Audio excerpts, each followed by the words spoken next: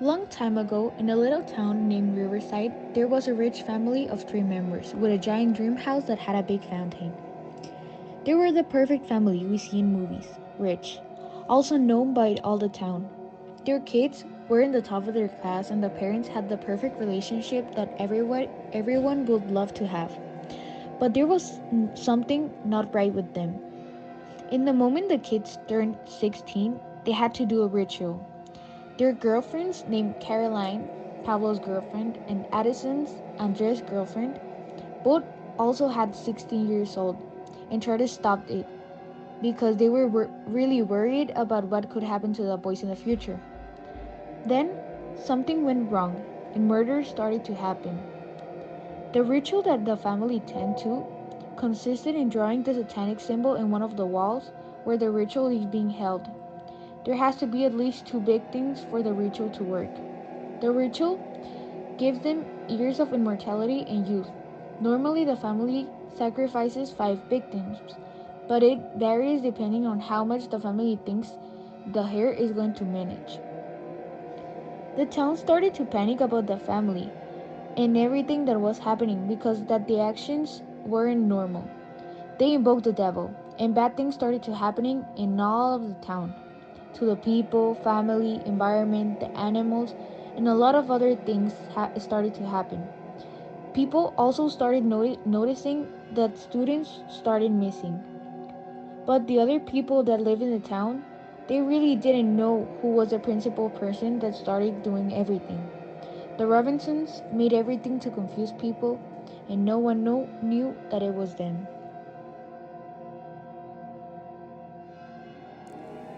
Every time one of the Robinsons family members turns 16, the family organizes a party gala as a fundraiser, where everyone in town is invited. They call it the event of the year. This event is very famous around town, but the people that lived in the town begin to suspect that something bad was happening with the Robinsons. Everyone came to the event, but they feel a really bad vibe in the area. During the event, Pablo and Andres start to act differently, very serious and mad. Everyone started to ask them if something was happening with them, but they said that everything was okay. The girlfriends knew that something wasn't right because they knew them very well. So Caroline and Addison started to create a plan to investigate and find out. Then the girls saw Ruby in her room, making a pact with the devil, and they heard that Ruby was saying that she's going to give Andres and Pablo to the devil.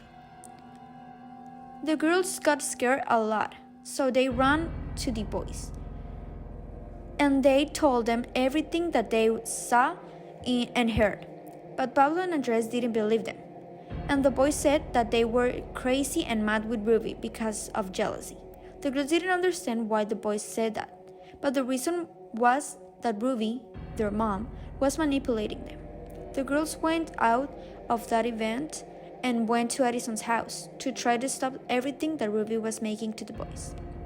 Ruby was a really bad mom and person. She doesn't care and loved her own child or children. She only cared about herself, and that's stupid fact. But the only people that knew that was Addison and Caroline. And if Ruby know that the girlfriends find out about the pact, she's going to kill them. Caroline and Edison went to their boyfriend's house to talk with Ruby. The boys weren't in the house, but their mom was there. The two girls started talking with her about what they discovered that night. Ruby started to deny what the girls told her, that they heard the girls insist, and started yelling and asking her why Ruby made the pact with their son slave. Ruby got very mad and she grabbed the knife. The girls got scared, so they ran upstairs and hid the secret room. The room was covered in stranger things, something bad like satanic. Ruby found them. She stabbed Caroline's stomach. Addison started crying and tried to save Caroline. And in that moment, Ruby ran away, and no one knew where she was. Addison called the police and ambulance. She told them everything, that happened that night, but the police didn't believe her because Ruby had a lot of power and friends in the town. Caroline was in the hospital. The doctor said that she was in a very bad state. The health was declared and she could die. No one knew where the boys were, so they were missing. A few weeks passed. Now Caroline was okay. Addison took care of her every time. Ruby was missing and the boys too. The two girls and the entire town started looking at them. Everything was very weird because the time that Caroline and Addison went to Ruby's house to talk about the pact, the boys weren't there. So the only reason was because Ruby made something with them. The girls started to search for tracks. They went to the boys' room and saw a weird kind of dust, but they didn't smell it because that can be dangerous. So Addison saved it in a jar.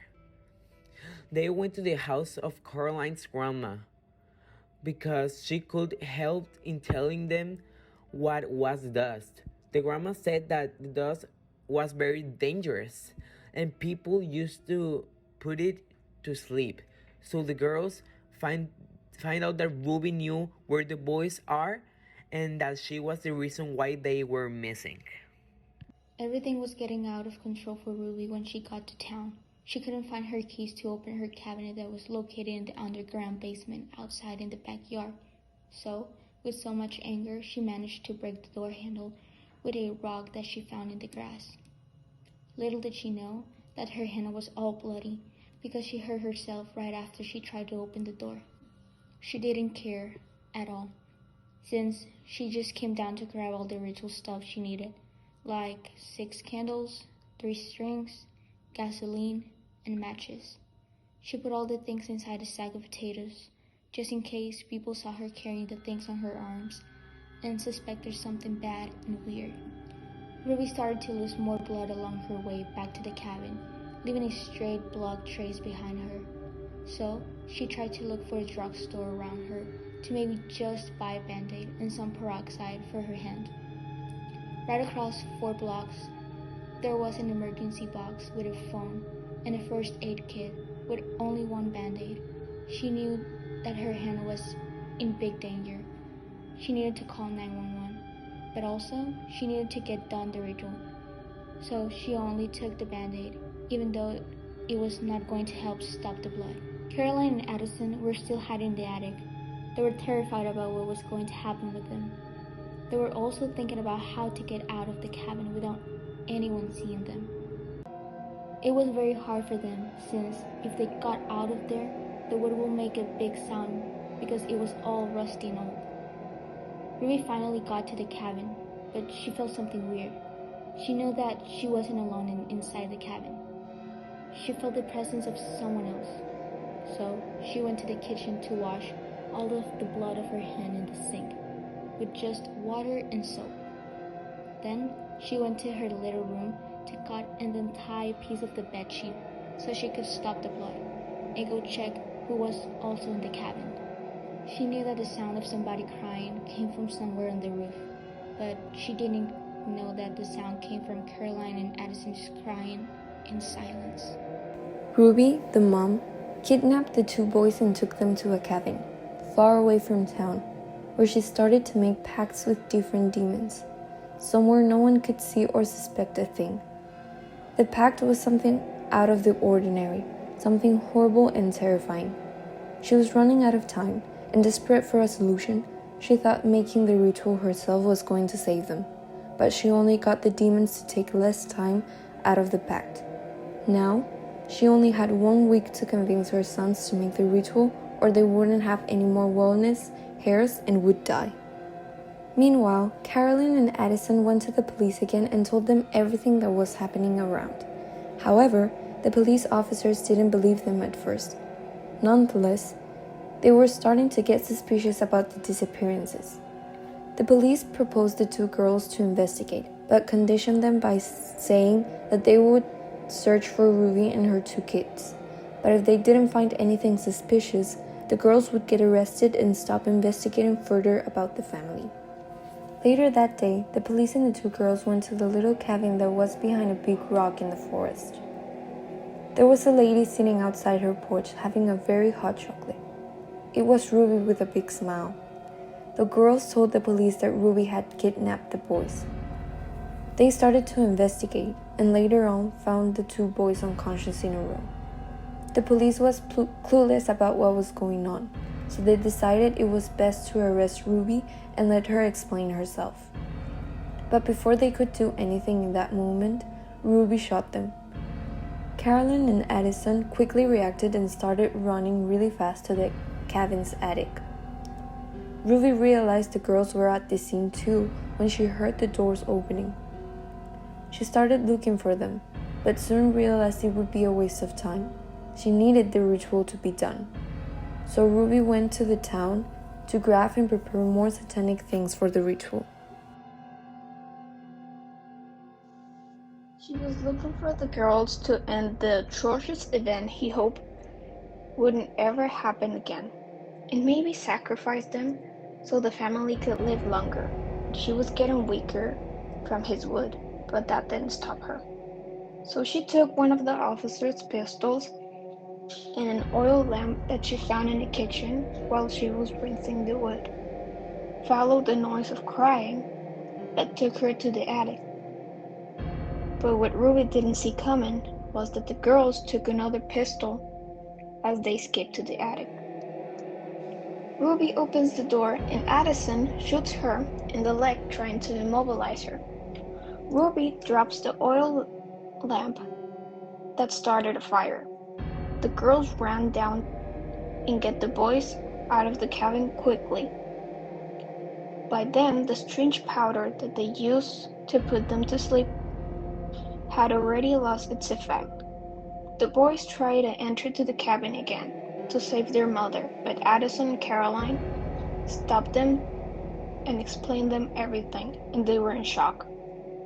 They called the fire department to control the fire so they wouldn't burn the rest of the forest. Ruby, trying to survive with the attic tools, started a ritual that will allow her to survive. But one of the demons appears to her and tells her that the only thing that can remain alive is her soul. And she accepts on one condition: that she be able to take revenge on those who betrayed her and ruined her plans of an eternal life full of power and glory. That's why every day in that little town called Riverside, Ruby Robinsons appear planning her revenge, and she made a promise to herself to wait until the descendants of her enemies turn 16. Then Riverside will be filled in fear, panic, blood, and death.